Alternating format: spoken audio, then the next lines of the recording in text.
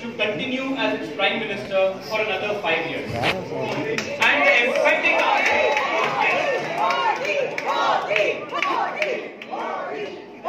the emphatic answer to that question is a resounding yes, because the Prime Minister in the last 5 years has tectonically shifted the way the country is governed, and India today is on the verge of creating history and becoming a truly global superpower.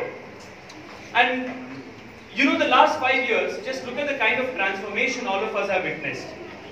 The Prime Minister inherited a weak economy, where the rupee was falling, investment was crushing down, the foreign direct investment was dipping because no investor had confidence in the government, in the country and the country's economy. The foreign exchange reserves was at an all-time low. Inflation was skyrocketing every day.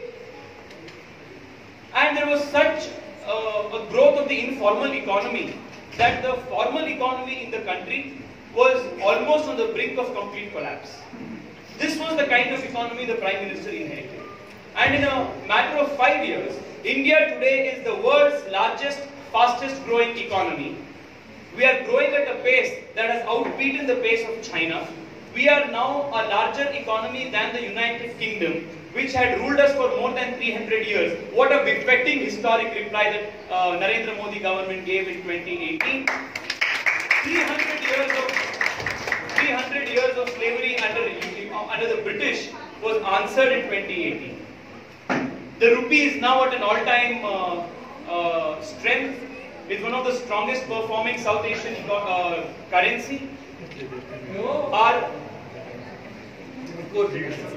And it is, if you compare the performance of our economy, the macroeconomic parameters, we are performing extremely well in all respects.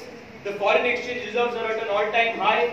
The FDI that we have attracted in the last 5 years is the highest ever. And the most important statistic that all of us must remember here is the largest number of people have come out of poverty under the Narendra Modi government in the last 5 years. For last 65-70 years, all the Congress did was redistribute poverty in India in the name of socialism, while the Narendra Modi government in the last 5 years has made an unprecedented approach in creating prosperity and making Indians and India rich, and India is going to be a superpower on the basis of its hard-earned prosperity. Not just in the field of economics, also in the field of foreign policy and defense, India has taken large strides under the Narendra Modi government. Our defense forces are far more well equipped today. We have better infrastructure, we have better weapons, and most importantly, the strength of an army is decided based on the strength of the morale of the army.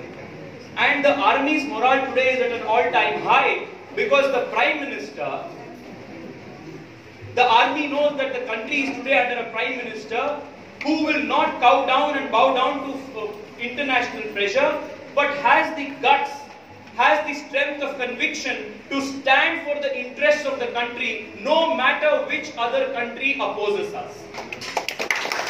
For the first time in many years, Indians today are feeling proud around the world for calling themselves Indians, because the identity as an Indian is no more that of a curry, dal, roti, snake charmer India, but the identity of an India today is that identity of an emerging global giant. Yes.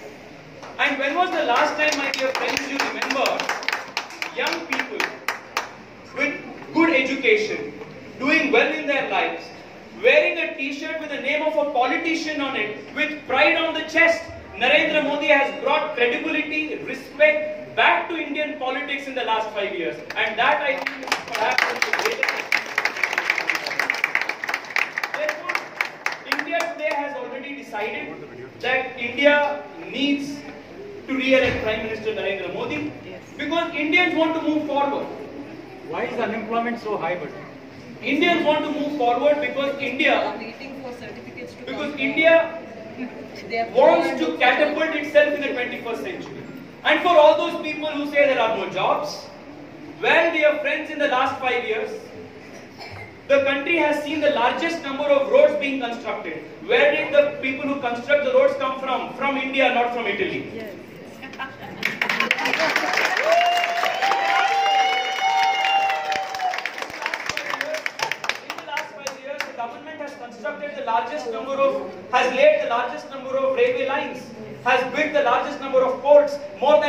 200 new airports have come into existence, and India is now flying the highest number of fleets in its history.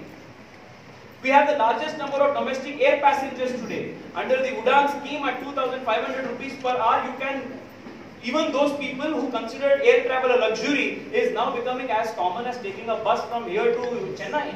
That's the kind of economic transformation, economic miracle that we are seeing. 15 lakh crore plus mudra loans have been sanctioned. Even assuming one entrepreneur engaged one another person in doing his business, we have 30 crore jobs right there. Yes.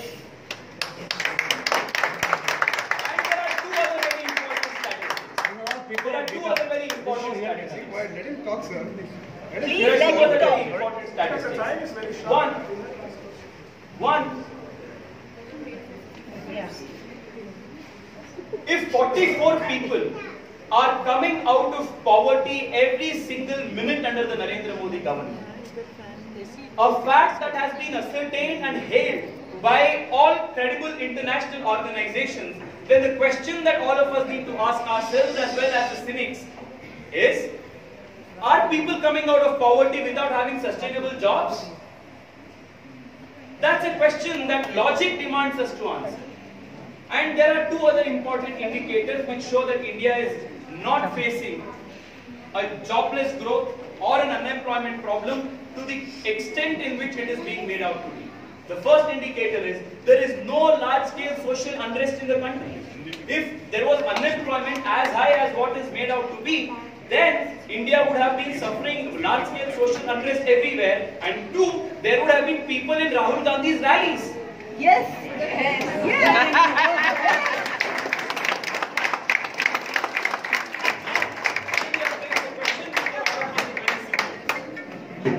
Do we go forward or do we turn the clock back?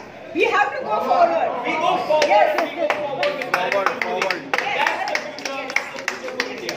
Yes. Now, my dear friends, there's just one last thing that I would want to say.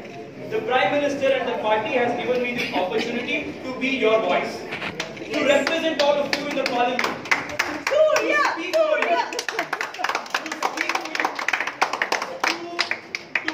to build on the foundations of Bangalore which the great Kampegowda had earlier built on. We now have to, when the Prime Minister is speaking of new India, it is only incumbent that all of us, the enlightened citizenry of Bangalore, speak of new Bengaluru, because Bengaluru as a city has so many parallels to India. Like India is both the oldest and the youngest country, in so many ways Bangalore is also the oldest as well as the youngest city. Just like India is an inclusive, cosmopolitan, accepting, diverse country, Bangalore too is a cosmopolitan, inclusive, young and energetic, inclusive city. Now, building on these cosmopolitan values, we need to build a new Bengaluru.